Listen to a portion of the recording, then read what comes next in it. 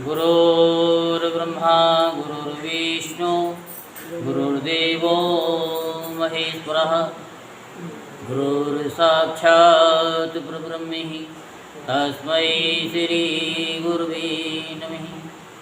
ओम गंगणपते नमः। सच्चिदानंदरूपाय विश्वोत्पत्त्यादिहेतवे तापत्रे विनाशाय श्रीकृष्णाय वयं नमः। अब हम आपको श्रीमद्भागवत महापुराण के तीसरे स्कंद का 12वां अध्याय सृष्टि का विस्तार आपको सुनाएंगे। ये आपको श्रीमद्भागवत सुनाई जा रही है जिससे कि आपके मन में, आपके शरीर में कोई पीड़ा हो, उस पीड़ा को दूर करने के लिए या सांसारिक लोगों से आप परेशान हैं उनसे मुक्ति का ये एक सरल साधन है। जैसे कि कोई पति से दुखी है, कोई पत्नी से दुखी है, कोई बच्चों से दुखी है, कोई शरीर से दुखी है, कोई धन से दुखी है, तो वो भी दुख दूर हो जाए, इसलिए ये आपको क्रम से प्रतिदिन एक अध्याय आपको सुनाया जा रहा है, जिससे आपके मन में जो है ये दुख दूर हो जाए और भगवान की असीम अनुकंपा आप पर बनी रहे। ये हमारा प्रयास है और बाकी तो आप जितना मन से सुनेंगे, पूरा सुनेंगे तो आपको इसका फल अवश्य ही मिलेगा। बोल वृंदावन बिहारी लाल की जय। जय जय श्री राधेश्याम, जय जय श्री राधेश्याम, जय जय श्री राधेश्याम।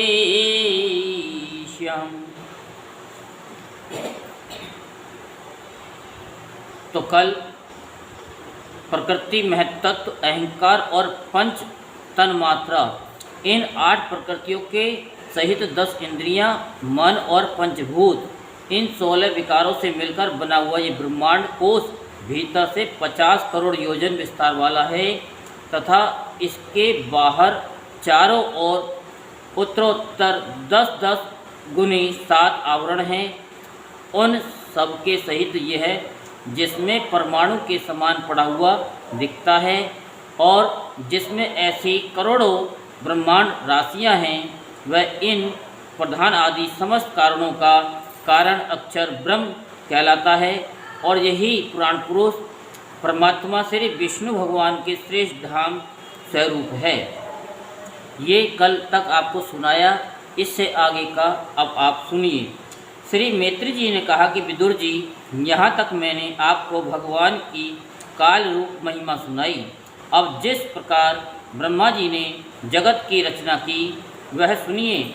सबसे पहले उन्होंने अज्ञान की 5 वृत्तियाँ, तम, अविद्या, मोह, असीमता, महामोह, राग, तामिश्र द्वेष और अंधता मिश्र अभिनिवेश रची। किंतु इस अत्यंत पापमयी सृष्टि को देखकर उन्हें प्रसन्नता नहीं हुई। तब उन्होंने अपने मन को भगवान के ध्यान से पवित्र कर उससे दूसरी सृष्टि रची। इस बार ब्रह्मा जी ने सनक, सनंदन, सनातन और सनत कुमार, ये 4 निवृत्ति पारायण ऊर्ध्वरेता मुनि उत्पन्न किए। अपने इन पुत्रों से ब्रह्मा जी ने कहा कि पुत्रों, तुम लोग सृष्टि उत्पन्न करो। किंतु वे जन्म से ही मोक्ष मार्ग, निवृत्त मार्ग का अनुसरण करने वाली और भगवान के ध्यान में तत्पर थे, इसीलिए उन्होंने ऐसा करना नहीं चाहा। जब ब्रह्मा जी ने देखा कि मेरी आज्ञा न मानकर ये मेरे पुत्र मेरा तिरस्कार कर रहे हैं, तब उन्हें असहाय क्रोध हुआ। उन्होंने उसे रोकने का प्रयत्न किया, किंतु बुद्धि द्वारा उनके बहुत रोकने पर भी वह क्रोध तत्काल प्रजापति की बोहों के बीच में से एक नीलोहित नीले और लाल रंग के बालक के रूप में प्रकट हो गया। वे देवताओं के पूर्वज भगवान भव रुद्र रो रो कर कहने लगे, जगत पिता विधाता, मेरे नाम और रहने के स्थान बतलाइए। तब कमल योनि भगवान ब्रह्मा ने उस बालक की प्रार्थना पूर्ण करने के लिए मधुर वाणी से कहा, रो मत, मैं अभी तुम्हारी इच्छा पूरी करता हूँ। देवश्रेष्ठ, तुम जन्म लेते ही बालक के समान फूट फूट कर रोने लगे, इसलिए प्रजा तुम्हें रुद्र नाम से पुकारेगी। तुम्हारे रहने के लिए मैंने पहले से ही हृदय, इंद्रिय, प्राण, आकाश, वायु, अग्नि, जल, पृथ्वी, सूर्य, चंद्रमा और तप ये स्थान रच दिए हैं। तुम्हारे नाम मन्यु, मनु, महीनस, महान, शिव, ऋतध्वज, उग्ररेता, भव, काल, वामदेव और दत्तव्रत होंगे तथा घी, वृत्ति, उष्णा, उमा, नियुक्त, सर्पी, इला, अंबिका, इरावती, सुधा और दीक्षा ये 11 रुद्राणियाँ तुम्हारी पत्नियाँ होंगी। तुम उपयुक्त नाम, स्थान और स्त्रियों को स्वीकार करो और उनके द्वारा बहुत सी प्रजा उत्पन्न करो, क्योंकि तुम प्रजापति हो। लोकपिता ब्रह्मा जी से ऐसी आज्ञा पाकर भगवान नीलोहित बल आकार और स्वभाव में अपने ही जैसी प्रजा उत्पन्न करने लगे। भगवान रुद्र के द्वारा उत्पन्न हुए उन रुद्रों को असंख्य यूथ बनाकर सारे संसार को भक्षण करते देख ब्रह्मा जी को बड़ी शंका हुई।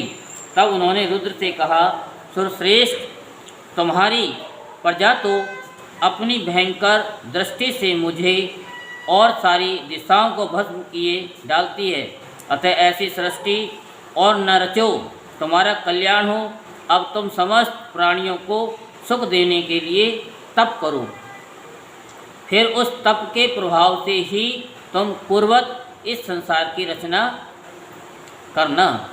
पुरुष तप के द्वारा ही इंद्रियातीत सर्वांतर्यामी ज्योति स्वरूप श्री हरि को सुगमता से प्राप्त कर सकता है। श्री मित्र जी कहते हैं, जब ब्रह्मा जी ने ऐसी आज्ञा दी तब रुद्र ने बहुत अच्छा कहकर उसे शिरोधार्य किया और फिर उनकी अनुमति लेकर तथा उनकी परिक्रमा करके वे तपस्या करने के लिए वन को चले गए। इसके पश्चात जब भगवान की शक्ति से संपन्न ब्रह्मा जी ने सृष्टि के लिए संकल्प किया तब उनके 10 पुत्र और उत्पन्न हुए। उनसे लोक की बहुत वृद्धि हुई। उनके नाम मरीचि, अत्रि, अंगिरा, पुलस्त्य, पुलह, क्रतु, भृगु, वशिष्ठ, दक्ष और 10वें नारद थे। इनमें नारद जी प्रजापति ब्रह्मा जी की गोद से, दक्ष अंगूठे से, वशिष्ठ प्राण से, भृगु त्वचा से, क्रतु हाथ से, पुलह नाभि से, पुलस्त्य ऋषि कानों से, अंगिरा मुख से, अत्रि नेत्रों से और मरीचि मन से उत्पन्न हुए। फिर उनके दाएं स्तन से धर्म उत्पन्न हुआ, जिसकी पत्नी मूर्ति से स्वयं नारायण अवतीर्ण हुए तथा उनकी पीठ से अधर्म का जन्म हुआ और उससे संसार को भयभीत करने वाला मृत्यु उत्पन्न हुआ। इसी प्रकार ब्रह्मा जी के हृदय से काम, भौहों से क्रोध, नीचे के होठ से लोभ, मुख से वाणी की अधिष्ठात्री देवी सरस्वती और लिंग से समुद्र, गुदा से पाप का निवास स्थान, राक्षसों का अधिपति निरृति, छाया से देवभूति के पति भगवान कर्दमजी उत्पन्न हुए। इस तरह यह सारा जगत जगतकर्ता ब्रह्मा जी के शरीर और मन से उत्पन्न हुआ। विदुर जी, भगवान ब्रह्मा की कन्या सरस्वती बड़ी ही सुकुमारी और मनोहर थी।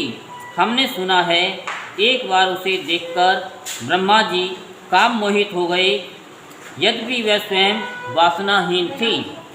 उन्हें ऐसा अधर्म संकल्प करते देख उनके पुत्र मरीचि आदि ऋषियों ने उन्हें विश्वास पूर्वक समझाया, पिताजी आप समर्थ हैं, फिर भी अपने मन में उत्पन्न हुए काम के वेग को न रोककर पुत्री गमन जैसा दुस्तर पाप करने का संकल्प कर रहे हैं। ऐसा तो आपसे पूर्ववर्ती किसी ने भी ब्रह्मा ने नहीं किया और न आगे ही कोई करेगा। जगत गुरु आप जैसे तेजस्वी पुरुषों को भी ऐसा काम शोभा नहीं देता, क्योंकि आप लोगों के आचरणों का अनुसरण करने से ही संसार का कल्याण होता है।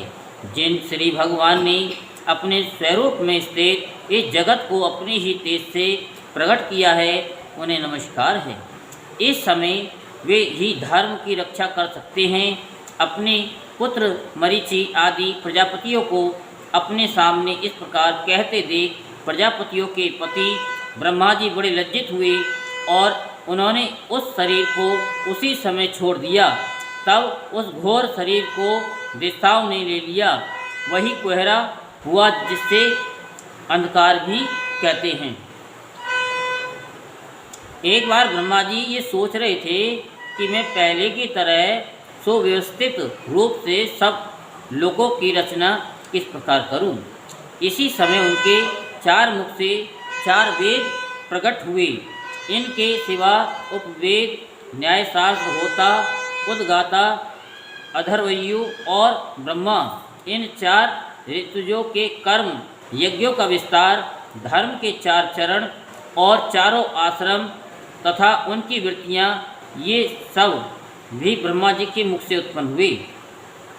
विदुर जी ने पूछा, विश्व रचयिताओं के स्वामी श्री ब्रह्मा जी ने जब अपने मुखों से इन वेदादि को रचा तो उन्होंने अपने किस मुख से कौन वस्तु उत्पन्न की?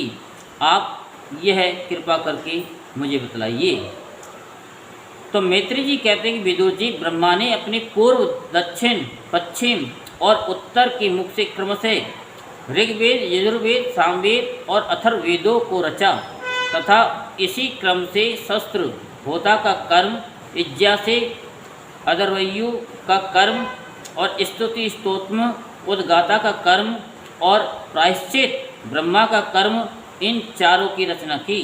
इसी प्रकार आयुर्वेद, चिकित्सा शास्त्र, धनुर्वेद, शस्त्र विद्या, गंधर्व वेद, संगीत शास्त्र और स्थापत्य वेद, शिल्प विद्या, इन चार उपवेदों को भी क्रमशः उन पूर्वादि मुखों से ही उत्पन्न किया। फिर सर्वदर्शी भगवान ब्रह्मा ने अपने चारों मुखों से इतिहास पुराण रूप पांचवा वेद बनाया। इसी क्रम से षोडशी और उक्त चयन, अग्निष्टोम और आप्तोर्याम और अतिरात्र तथा वाजपेय और गोसव, ये दो दो याग भी उनके पूर्वादि मुखों से ही उत्पन्न हुए। विद्या, दान, तप और सत्य, ये धर्म के चार पाद और वृत्तियों के सहित चार आश्रम भी इसी क्रम से प्रकट हुए।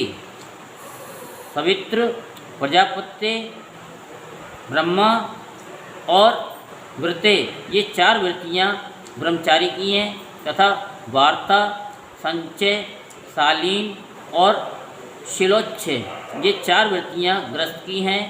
इसी प्रकार वृत्ति भेद से वेखानस, बालखिल्य, औदुंबर और फैनक, ये चार भेद वानप्रस्थों के तथा कुटिल चक्र, बहुद्रक, हंस और निष्क्रिय परमहंस, ये चार भेद सन्यासियों के हैं। इसी क्रम से आन्वीक्षिकी, त्रयी, वार्ता और दंड नीति, ये चार विद्याएं तथा चार व्याहृतियाँ भी ब्रह्मा जी के चार मुखों से उत्पन्न हुई तथा उनके हृदय आकाश से ओंकार प्रकट हुआ।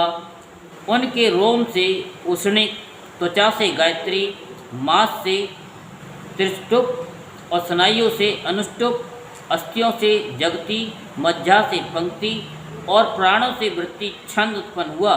ऐसे ही उनका जीव, स्पर्श वर्ण, कवर्गादि, पंचवर्ग और देह स्वर वर्ण आकार आदि कहलाया। उनकी इंद्रियों को ऊष्म वर्ण और बल को अंतस्थ कहते हैं तथा उनकी क्रीड़ा से निषाद, ऋषभ, गांधार, षड़स, मध्यम, धेवत और पंचम ये 7 स्वर ही हैं। हे तात ब्रह्मा जी शब्द ब्रह्म स्वरूप हैं। वे खरी रूप से व्यक्त और ओंकार रूप से अव्यक्त हैं तथा उनसे परे जो सर्वस्त्र परिपूर्ण पर ब्रह्म है वही अनेकों प्रकार की शक्तियों से विकसित होकर इंद्रियादि रूपों में भास रहा है। विदुर जी, ब्रह्मा जी ने पहला कामासक्त शरीर जिससे कुहरा बना था छोड़ने के बाद दूसरा शरीर धारण करके विश्व विस्तार का विचार किया। वे देख चुके थे कि मरीचि आदि महान शक्तिशाली ऋषियों से भी सृष्टि का विस्तार अधिक नहीं हुआ। अतः वे मन ही मन पुनः चिंता करने लगे, अहो बड़े आश्चर्य है, मेरे निरंतर प्रयत्न करने पर भी प्रजा की वृद्धि नहीं हो रही।